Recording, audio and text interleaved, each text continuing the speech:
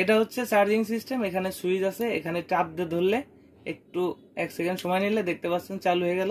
এখন যদি এখানে একটা করে পেজ দেই দেখতে পাচ্ছেন এটা কিন্তু চালু হয়ে গেল। এখানে মোড চেঞ্জ করা যায়। আপনি যদি স্লো মোডে চালাইতে চান এখানে আরেকটা চাপ দিলে একটু স্লো, এখন কিন্তু আরও স্পিড বাড়ছে। এখানে যদি আবার আরেকটা চাপ দেয় আরও স্পিড বাড়ছে।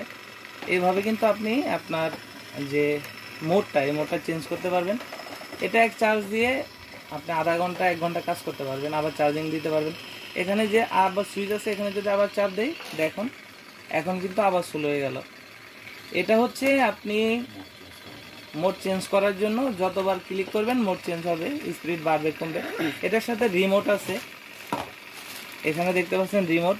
এখানে এই রিমোটের মাধ্যমেও আপনি কাজের সময় মোড চেঞ্জ করতে পারবেন। এটা আবার যখন আপনি বন্ধ করতে চান তখন এটার ভিতরে যদি চাপ দিয়ে ধরেন, এভাবে চাপ দিয়ে ধরলে দেখেন বন্ধ হয়ে যায়। আর এই রিমোটের কাজ হচ্ছে আপনি রিমোটের মাধ্যমে কাজের অবস্থায় মোড চেঞ্জ করতে পারবেন, আস্তে চাইলে আস্তে, জোরে চাইলে জোরে, আপনি যেভাবে ইচ্ছা সেভাবে কাজ করতে পারবেন।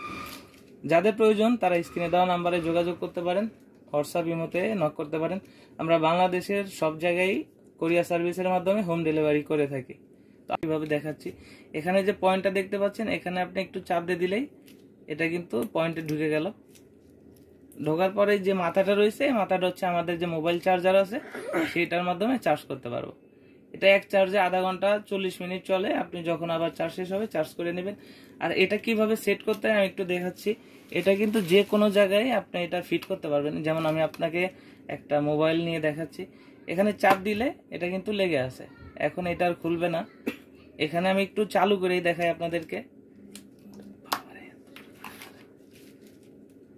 প্রোডাক্টটা আমি আপনাদেরকে স্টার্ট করে দেখাচ্ছি। স্টার্ট হলো, এখন এই যে দেখুন শুরু হয়েছে।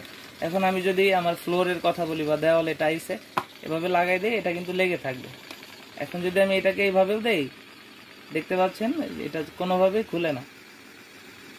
এখান থেকে আপনি মোড চেঞ্জ করতে পারবেন রিমোটের মাধ্যমে, রিমোট এবং কেবলের মাধ্যমে মোড চেঞ্জ করতে পারবেন এবং যেখানে খুশি আপনি সেখানে লাগিয়ে কাজ করতে পারবেন। তো আশা করি আপনারা বুঝতে পারছেন। আজকের মতো এই পর্যন্তই, ধন্যবাদ।